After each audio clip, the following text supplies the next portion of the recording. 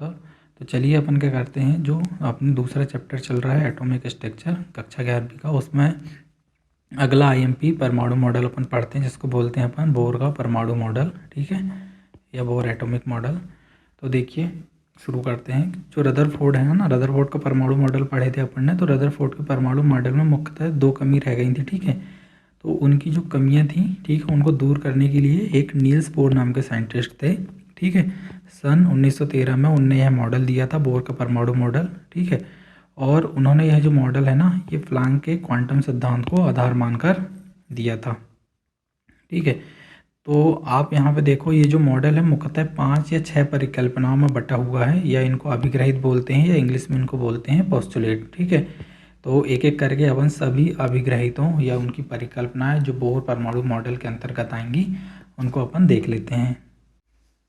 देखिए बच्चों, जो पहली परिकल्पना दी थी बोर ने, वो ये थी कि उनने बोला था कि ये जो नाभिक है, इसके केंद्र भाग में जो नाभिक है या जो धनात्मक क्षेत्र है, इसके चारों ओर, ठीक है, बहुत सारे वृत्ताकार ये पथ हैं, ये पाए जाएंगे, ठीक है। इन वृत्ताकार पथों को उनने कहा कक्षा। क्या कहा है इनको? कक्षा, या इंग्लिश में इसको बोलते हैं अपन ऑर्बिट। देखो बच्चों, जो बोर थे उन्होंने हमको बताया कि यहाँ पे जो बहुत सारी यहाँ पे जो क्या पाई जा रही हैं, हमारी कक्षाएं पाई जा रही हैं, सभी कक्षाओं में क्या होते हैं, इलेक्ट्रॉन नहीं पाए जाएंगे, ठीक है। केवल और केवल उन्हीं कक्षाओं में हमारे इलेक्ट्रॉन पाए जाएंगे, ठीक है, जिसमें एक निश्चित मात्रा की ऊर्जा जुड़ी हो या संलग्न हो, ठीक है। यदि उससे कम या अधिक ऊर्जा उनसे जुड़ी होगी तो उसमें इलेक्ट्रॉन नहीं पाए जाएंगे, ठीक है। आगे अपन देखेंगे तो आपको और क्लियर हो जाएगा। तो ऐसी कक्षाएं जिसमें उस निश्चित मात्रा की या फिक्स या क्वांटाइज एनर्जी हो, संलग्न हो, उन्हीं कक्षाओं में इलेक्ट्रॉन पाए जाएंगे। तो देखिए बच्चों, इसकी जो पहली परिकल्पना थी वो ये थी कि परमाणु के नाभिक के चारों ओर क्या होते हैं, वृत्ताकार पथ होते हैं, ठीक है। तो या फिर इनको अपन बोलते हैं स्थायी ऊर्जा अवस्थाएं, ठीक है, या स्टेशनरी एनर्जी स्टेट, ठीक है, जिन्हें अपन क्या बोलते हैं, कक्षा बोलते हैं वृत्ताकार पथों को। और इसमें इलेक्ट्रॉन क्या लगाते हैं, चक्कर लगाते हैं। लेकिन यहाँ पे ध्यान देने योग्य ये बात है, यहाँ पे जितने सारे वृत्ताकार पथ हैं, यहाँ पे बहुत सारे वृत्ताकार पथ हैं, सभी में इलेक्ट्रॉन चक्कर नहीं लगाते, इलेक्ट्रॉन चक्कर नहीं लगाते। केवल उन्हीं कक्षाओं में इलेक्ट्रॉन चक्कर लगाते हैं जिसमें आवश्यक या जरूरी निश्चित मात्रा की जो ऊर्जा है वो उनसे संलग्न हो, तो ही उसमें चक्कर लगाते हैं। अब जो बोहर का सेकंड परिकल्पना है अपन पढ़ते हैं, ठीक है। मान लो हमको ऐसी कक्षाएं हमको प्राप्त हो गई हैं, ठीक है, जिनमें क्या करना है, इलेक्ट्रॉन चक्कर लगा रहे हैं, ठीक है। सभी कक्षाओं में इलेक्ट्रॉन चक्कर नहीं लगाते तो उनको अपन ने नहीं लिए हैं, ठीक है। वैसी कक्षा अपने को मिल गई जिसमें इलेक्ट्रॉन चक्कर लगा रहे हैं। तो अब बात आती है कि उनको हम नाम दे देंगे। तो जो नाभिक की सबसे पहली वाली कक्षा है उसको हम के नाम दे देते हैं, ठीक है। उसके बाद वाली जो कक्षा है उसको हम क्या दे दे रहे हैं, एल नाम। उसके बाद वाली जो कक्षा है उसको अपन दे दे रहे हैं एम नाम, और उसके बाद वाली एन, ठीक है। अर्थात पहली कक्षा के है, दूसरी क्या है, एल है, तीसरी है एम, और चौथी है एन। इस प्रकार हमने नाम दे दिए। अब यहाँ पे ये बताया गया है इस परिकल्पना में कि जो पहली कक्षा है या जो के कक्षा है, इसकी ऊर्जा सबसे कम रहती है, ठीक है। उसके बाद वाली जो कक्षा है उसकी ऊर्जा इससे थोड़ी ज़्यादा रहेगी, ठीक है। और तीसरी ऊर्जा की कक्षा इससे ज़्यादा रहेगी, और चौथी जो कक्षा है, ठीक है, इसकी ऊर्जा ज़्यादा रहेगी। और इन सभी में इलेक्ट्रॉन चक्कर लगाते हैं, ठीक है। अर्थात इसका कहने का मतलब ये है कि जो यहाँ पे के कक्षा है उसकी ऊर्जा सबसे कम होती है, उससे ज़्यादा एल की होती है, फिर होती है एम की, और अंत में एन की जो सबसे ऊर्जा है वो ज़्यादा होगी। यदि एन के बाद और कक्षा पाई जाती हैं, ठीक है, और ऑर्बिट पाए जाते हैं, तो उनकी एनर्जी और ज़्यादा होगी, ठीक है बच्चों। यहाँ पे अपन इसकी थ्योरी देख लेते हैं कि प्रत्येक कक्षा में ऊर्जा की एक निश्चित मात्रा संलग्न होती है, ठीक है। इन कक्षाओं को अपन क्या बोलेंगे, ऊर्जा स्तर बोलेंगे, ठीक। यदि निश्चित मात्रा की ऊर्जा संलग्न है तो वहीं पे इलेक्ट्रॉन घूमेंगे, वहीं पे चक्कर लगाएंगे, अपने को पता चल गया है, ठीक है। अब यदि इनकी ऊर्जा निश्चित है, ठीक है, फिक्स है, तो अपन उनको क्या बोलेंगे, ऊर्जा स्तर बोलेंगे, ठीक है, या इनको ऊर्जा कोष बोलेंगे। अर्थात यहाँ पे 3 नाम मिल गए इनको, या तो अपन कक्षा बोल सकते हैं, या फिर इनको ऊर्जा स्तर भी बोल सकते हैं, या फिर इनको ऊर्जा कोष भी बोल सकते हैं। तीनों में कंफ्यूज मत होना, एक ही चीज़ है, ठीक है। एनर्जी स्टेट बोलते हैं, ठीक है, जिन्हें क्रमशः अपन के, एल, एम, एन या 1, 2, 3, 4 से दर्शा सकते हैं, ठीक है। और यहाँ पे ये आपको पता ही है कि के नाभिक के सबसे निकट होता है और सबसे कम ऊर्जा रखता है, ठीक है। इसके बाद ऊर्जा क्रमशः बढ़ती जाएगी। बच्चों देखो, जो अगला अपना परिकल्पना है थर्ड, वो बहुत आईएमपी परिकल्पना है। अब मान लो हमको बहुत सारी यहाँ पे नाभिक के चारों ओर हमको क्या मिल गई, कक्षाएं मिल गई। ठीक है, किस प्रकार की कक्षा मिल गई, KLMN, और इसमें इलेक्ट्रॉन हमारे चक्कर लगा रहे हैं। ठीक है, इलेक्ट्रॉन क्या कर रहे हैं, चक्कर लगा रहे हैं। ठीक है, लेकिन इसमें ये कहा गया है कि यदि मान लो यहाँ पे इलेक्ट्रॉन चक्कर लगा रहा है N कक्षा में, ये इलेक्ट्रॉन चक्कर लगा रहा है M में, तो सबके पास एक फिक्स क्या है, ऊर्जा है। ठीक है, और उसमें इलेक्ट्रॉन चक्कर लगा रहे हैं। अब जो इलेक्ट्रॉन यहाँ पे चक्कर लगा रहा है, तो इसकी कभी भी ऊर्जा ना तो बढ़ेगी ना घटेगी। ठीक है, ऊर्जा हमेशा फिक्स रहेगी। ठीक है, अर्थात यहाँ पे ये कहा गया है कि यदि इलेक्ट्रॉन क्या करते हैं, इस निश्चित ऊर्जा स्तर में घूमते हैं तथा घूमते इलेक्ट्रॉन की ऊर्जा ना तो कम होगी ना तो बढ़ेगी, वो सब कुछ फिक्स है। ठीक है, अतः इन ऊर्जा स्तरों को अपन क्या बोल देंगे, अब यहाँ पे स्थिर ऊर्जा स्तर या स्टेशनरी एनर्जी स्टेट। ठीक है, क्योंकि इनकी ऊर्जा फिक्स है। ठीक है, तो इस प्रकार जब अपने को कंडीशन मिल जाए, ठीक है, तो हम बोल सकते हैं कि इलेक्ट्रॉन का जो ऊर्जा है वो क्वांटीकृत होती है। इलेक्ट्रॉन की जो ऊर्जा है वो क्या होगी, वहाँ पे क्वांटीकृत होगी या क्वांटिटाइज होगी। अब यहाँ पे इस क्वांटिटाइज का मतलब अपन समझेंगे। ठीक है, कोई इस प्रकार से एक दूरी मिली है। ठीक है, ये दूरी, ये A है और ये B है। ठीक है, A से B तक आपको चढ़ना है, तो इस प्रकार से भी चढ़ सकते हो यदि ये, और मान लो यदि यहाँ पे अपन क्या करें, सीढ़ी बना दें। ठीक है, तो यदि ये सीढ़ी बना दें, तो यहाँ पे देखो, यदि A से B तक चढ़ना है तो आप यहाँ पे क्या हो सकता है, कई बार आपके कदम छोटे पड़ेंगे, कई बार आपके बड़े कदम लगेंगे, छोटे बड़े आप किसी भी प्रकार चढ़ सकते हैं। अर्थात कभी कम ऊर्जा लगेगी, कभी ज़्यादा, कभी कम ज़्यादा, आप अपने हिसाब से जा सकते हो। लेकिन यदि मान लो यहाँ से A से B तक आपको यहाँ पे जाना है, तो आपको ऊर्जा की एक निश्चित या फिक्स मात्रा की आवश्यकता लगेगी। मान लो इस एक सीढ़ी में चढ़ने में आपको 5 जूल की ऊर्जा लगती है, तो आपको उतनी ही ऊर्जा लगानी पड़ेगी। यदि मान लो आप 6 जूल की ऊर्जा लगा दें या 7 की लगा दें तो भी काम नहीं बनेगा, या फिर कम लगा दें 3-4 तो भी नहीं चढ़ पाओगे, और ज़्यादा लगा दोगे तो भी नहीं चढ़ पाओगे। ठीक है, तो इस प्रकार जब ऊर्जा की निश्चित मात्रा की हमको ज़रूरत हो, तब हम बोलेंगे कि यहाँ पे जो ऊर्जा है वो क्वांटीकृत है या फिक्स है या निश्चित है। ठीक है, तो इसी प्रकार यहाँ पे यदि जो इलेक्ट्रॉन है नाभिक के चारों ओर यदि चक्कर लगा रहे हैं, तो प्रत्येक कक्षा में जो इलेक्ट्रॉन चक्कर लगा रहे हैं उसकी ऊर्जा क्या है, क्वांटीकृत है, फिक्स है। ठीक है, यदि यहाँ पे कोई इलेक्ट्रॉन चक्कर लगा रहा है इस कक्षा में, तो उसकी ऊर्जा भी फिक्स है, निश्चित है या क्वांटीकृत है, हम ये बोल सकते हैं। इस प्रकार हम सभी में ये बोल सकते हैं कि अपने अपने ऊर्जा स्तर या कक्षा में जो इलेक्ट्रॉन चक्कर लगा रहे हैं, सबके पास एक निश्चित मात्रा की ऊर्जा संलग्न। यदि यहाँ पे ये बहुत सारी हमारे पास कक्षाएं हैं, तो इसकी ऊर्जा अलग है, इसकी ऊर्जा अलग है, इसकी अलग है। यदि हम इसको एक सीधी लाइन के द्वारा बना ले, मान लो ये हमारे पास K कक्षा है। ठीक है, ये हमारे पास L कक्षा है, ये M कक्षा है, ये हमारे पास N कक्षा है। ठीक है, तो सबकी ऊर्जा अलग अलग है। मान लो यहाँ पर ये जो पहली कक्षा है, ठीक है, इसकी ऊर्जा को हम E1 से दर्शा दें, इसकी ऊर्जा को E2 से दर्शा दें, इसकी E3 से दर्शा दें, या इसकी E4 से दर्शा दें। ठीक है, तो सबकी ऊर्जा हमारी अलग अलग है। ठीक है, यदि यहाँ पे कोई इलेक्ट्रॉन चक्कर लगा रहा है तो उसके पास E4 की ऊर्जा होगी, इसके पास E3 की होगी, इसके पास E2 की, E1 की, सबकी अलग अलग ऊर्जा। ठीक है, तो ये इसका मान है।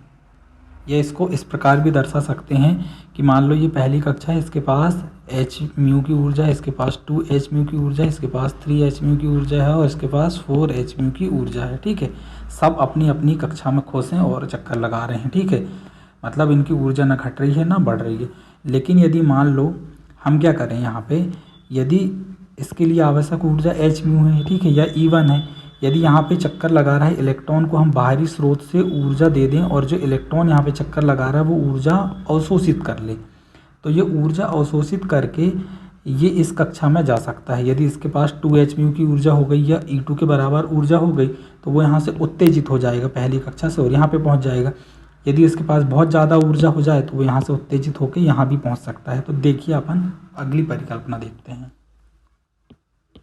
देखिए बच्चों, अगली परिकल्पना पढ़ते हैं। ठीक है, तो जैसे कि हमने सीखे कि जब इलेक्ट्रॉन क्या करता है, ऊर्जा की निश्चित मात्रा या क्वांटा को क्या कर ले, अवशोषित कर लेता है। ठीक है, तो वह अपने सामान्य ऊर्जा स्तर से या फिर ग्राउंड स्टेट से उच्च ऊर्जा स्तर या एक्साइटेड स्टेट में कूद जाता है, चले जाता है। देखिए कैसे। यदि मान लो ये पहली कक्षा है, इसको अपन बोल रहे हैं अपन मूल अवस्था, या इसको बोलते हैं अपन ग्राउंड स्टेट। इलेक्ट्रॉन क्या है, यहाँ पर इलेक्ट्रॉन प्रेजेंट है। अब उसको बाहरी स्रोत से हमने क्या कर दी, यहाँ पे ऊर्जा दे दी है और इलेक्ट्रॉन ने ऊर्जा अवशोषित कर लिया, ठीक है, या निश्चित मात्रा की क्वांटा को अवशोषित कर लिया, तो ये अपने सामान्य ऊर्जा स्तर से कहाँ चले जाएगा, उच्च ऊर्जा स्तर में चले जाएगा। अब इस इलेक्ट्रॉन के लिए जो उच्च ऊर्जा स्तर है वो E2 है, ठीक है, क्योंकि इससे अधिक ऊर्जा का स्तर है ये। इसको बोलते हैं अपन उत्तेजित अवस्था या एक्साइटेड स्टेट। तो जैसे ही इलेक्ट्रॉन ने क्या किया, ऊर्जा प्राप्त किया, तो वो E1 से कहाँ चले गया, E2 दूसरे ऊर्जा स्तर में चला गया, ठीक है, ये हो गया। तो इस प्रकार ये अपने निम्न ऊर्जा स्तर से उच्च ऊर्जा स्तर में जा सकता है। लेकिन क्या होता है, जो E2 ऊर्जा स्तर है या जो उत्तेजित अवस्था है, ये अस्थायी होती, कैसी होती है, अस्थायी होती। अस्थायी का मतलब है कि यहाँ पे ज़्यादा देर तक इलेक्ट्रॉन रुकेगा नहीं, ठीक है, अपनी ऊर्जा को ये क्या कर देगा, त्याग देगा, मुक्त कर देगा प्रकाश के रूप में या किसी अन्य रूप में, और वापस क्या हो जाएगा, अपनी पुरानी कक्षा में या निम्न ऊर्जा स्तर में ये वापस आ जाएगा, ठीक है। देखो बच्चों, अगला पॉइंट पढ़ते हैं कि चूंकि यहाँ पे जो उत्तेजित अवस्था है ये कैसी होती है, अस्थायी। अब भी देखिए अपन ने, ठीक है, अतः इलेक्ट्रॉन क्या करते हैं, अपनी मूल अवस्था में पुनः वापस आ जाएगा, ठीक है, यहाँ गया और यहाँ से पुनः क्या आ गया, अपनी मूल अवस्था में वापस कूद आता है, ठीक है। तो इस प्रक्रिया में इलेक्ट्रॉन क्या करता है, निश्चित आवृत्ति के प्रकाश के रूप में कुछ ऊर्जा को उत्सर्जित करेगा, ठीक है, क्योंकि वापस आएगा तो ऊर्जा क्या कर देगा, उत्सर्जित कर देगा, क्योंकि इसके इलेक्ट्रॉन की ऊर्जा बढ़ गई थी, ठीक है, E1 में कम ऊर्जा थी, E2 में ज़्यादा थी, ऊर्जा अवशोषित किया था यहाँ से जाने के लिए, अर्थात यहाँ पे ऊपर जाने के लिए इनने क्या किया था, ऊर्जा अवशोषित किया था, तो ऊर्जा को अब ये त्यागेगा तब तो ये वापस आएगा, है ना। देखिए बच्चों, यहाँ पे एक और IMP चीज़ अपन यहाँ पे देखते हैं कि अवशोषित या उत्सर्जित होने वाली जो ऊर्जा है वो दोनों ऊर्जा स्तरों के अंतर के बराबर होगी। मान लो उनने कितनी ऊर्जा अवशोषित किया या उत्सर्जित किया, ठीक है, अर्थात यहाँ से यहाँ तक जाने के लिए उनने कुछ ऊर्जा अवशोषित किया, ठीक है, और बाद में उसी ऊर्जा को उनने उत्सर्जित किया, एक तो ये दोनों बराबर रहेंगी, ठीक है। तो इन दोनों को जो अवशोषित या जो उत्सर्जित ऊर्जा है इसको हम डेल्टा E से या डेल E से दर्शाएंगे, ठीक है, डेल्टा E से दर्शाएंगे। अब यहाँ पे कितनी, यदि हमको पता करना है कि कितनी ऊर्जा इनने अवशोषित किया और कितनी उत्सर्जित किया, तो हम क्या करेंगे, यहाँ पे जो पहली ऊर्जा स्तर है E1 और यहाँ पे ज़्यादा ऊर्जा स्तर या उत्तेजित अवस्था है E2, तो E2 में से E1 को घटा देंगे, अर्थात यहाँ पे क्या कर देंगे अपन, यदि इसकी मात्रा निकालना है कि कितनी अवशोषित या उत्सर्जित किया, तो ज़्यादा में से कम को घटा देंगे, तो हमको निकल जाएगा यहाँ पे डेल्टा E। इसको बोलते हैं अपन, डेल्टा E को क्या बोलते हैं, ऊर्जा अंतर, कि अर्थात दोनों अवस्थाएं, अर्थात मूल अवस्था या उत्तेजित अवस्था में कितना अंतर है उसको इससे दर्शाएंगे। तो बच्चों, एक अगला पॉइंट है, याद रखना कि ऊर्जा का जो अवशोषण है या उत्सर्जन है, ये ऊर्जा की पूर्ण क्वांटा hν या क्वांटा गुणांक hν2 hν3 hν आदि के रूप में होगा। अर्थात कहने का मतलब है कि मान लो ये हमारी क्या है, ऊर्जा स्तर है, ठीक है, ये पहला ऊर्जा स्तर है, ठीक है, जिसकी ऊर्जा E1 है, ठीक है, या hν है, ठीक है।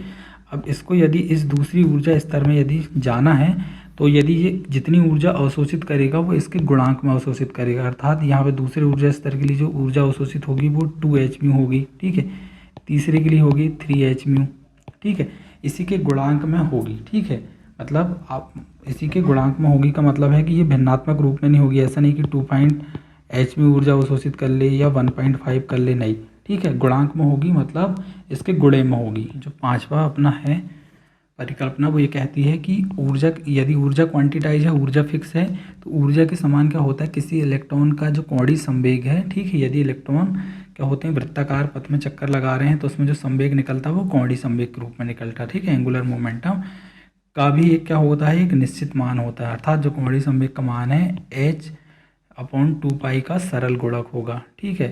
तो अपन यहाँ पे इसको कोणीय संवेग को MBR से दर्शाते हैं, कोणीय संवेग को MBR से दर्शाते हैं, ठीक है। तो इसका जो मान है h/2π का सरल गुणक होगा। इसका मतलब ये है कि यदि मान लो पहली कक्षा में इलेक्ट्रॉन चक्कर लगा रहा है, तो इसके लिए n का मान अपन 1 रख देंगे, यहाँ पे जो n लिखा है ना, ठीक है, n लिखा है, या फिर अपन इस प्रकार दर्शाते हैं NH/2π, तो n का मान पहली कक्षा के लिए 1 रख देंगे, तो इसके लिए कितना मान निकल जाएगा, MBR बराबर h/2π, क्योंकि n की वैल्यू 1 हो गई। यदि मान लो दूसरी कक्षा के लिए अपन क्या करें, एंगुलर मोमेंटम या कोणीय संवेग निकालना चाहे तो निकाल सकते हैं। एम वी आर बराबर क्या रख सकते हैं अपन यहाँ पे 2h/2π। ठीक है, एन का मान अपन ने क्या रख दी यहाँ पे 2 रख दी। इसी प्रकार यदि तीसरी कक्षा यहाँ पे ये है, तीसरी कक्षा के लिए अपने को यदि एंगुलर मोमेंटम निकालना है तो एम वी आर बराबर कितना हो जाएगा, एन की वैल्यू 3 रख देंगे, 3h/2π। ठीक है, ये आप इस प्रकार निकाल सकते हैं। यदि मान लो यहीं पे अपने को चौथी कक्षा का निकालना है तो M V R upon N की वैल्यू कितनी रख देंगे 4, तो 4h/2π ये हो जाएगा। ठीक है, तो इस प्रकार अपन ये भी निकाल सकते हैं। तो इस प्रकार यहाँ पे जो कोणीय संवेग है ना, ये भी क्या होता है, क्वांटाइज होता है या फिक्स होता है। ठीक है, ऊर्जा के समान, जैसे ऊर्जा क्वांटाइज रहती है ना, फिक्स रहती, इसी प्रकार प्रत्येक कक्षा के लिए कोणीय संवेग का मान भी फिक्स रहेगा। ठीक है, इसके लिए अलग रहेगा, इसके लिए अलग रहेगा, लेकिन फिक्स रहेगा, वो घटेगा बढ़ेगा नहीं। यदि उतना कोणीय संवेग किसी इलेक्ट्रॉन के पास होगा चक्कर लगाने के लिए, तो ही इलेक्ट्रॉन वहाँ पे एग्जिट करेगा और चक्कर लगाएगा। ठीक है, तो ऊर्जा भी फिक्स रहेगी और कोणीय संवेग भी फिक्स रहेगा। ठीक है, तो ये बोहर का परमाणु मॉडल है अपना। तो अर्थात बच्चों देखो, यहाँ पे जो रदरफोर्ड का परमाणु मॉडल था उसमें ये कहा गया था, इलेक्ट्रॉन क्या करते हैं, जब वृत्ताकार मार्ग में चक्कर लगाते हैं इलेक्ट्रॉन, तो उसकी ऊर्जा में कुछ हानि हो सकती है, और इस हानि के कारण क्या होता है, इसका पथ या कक्षा छोटी हो जाएगी और एक समय के बाद इलेक्ट्रॉन क्या हो जाता है, नाभिक में गिर सकता है। ठीक है, लेकिन बोहर के परमाणु मॉडल में ऐसा कुछ नहीं हो रहा है। यदि इलेक्ट्रॉन वृत्ताकार मार्ग में पथ में चक्कर लगा रहे हैं तो हर मार्ग की जो ऊर्जा है वो भी फिक्स है। ठीक है, और एंगुलर मोमेंटम है चक्कर लगाने के लिए, जो एंगुलर मोमेंटम में कोणीय संवेग है वो भी फिक्स है। तो यहाँ पे जो परमाणु है उसका स्थायित्व की व्याख्या हो जाती है। ठीक है, परमाणु हमेशा के लिए क्या रहेगा, स्टेबल रहेगा, स्थिर रहेगा, वो कभी भी नाभिक में जाके नहीं गिरेगा और परमाणु का विनाश नहीं होगा। ठीक है।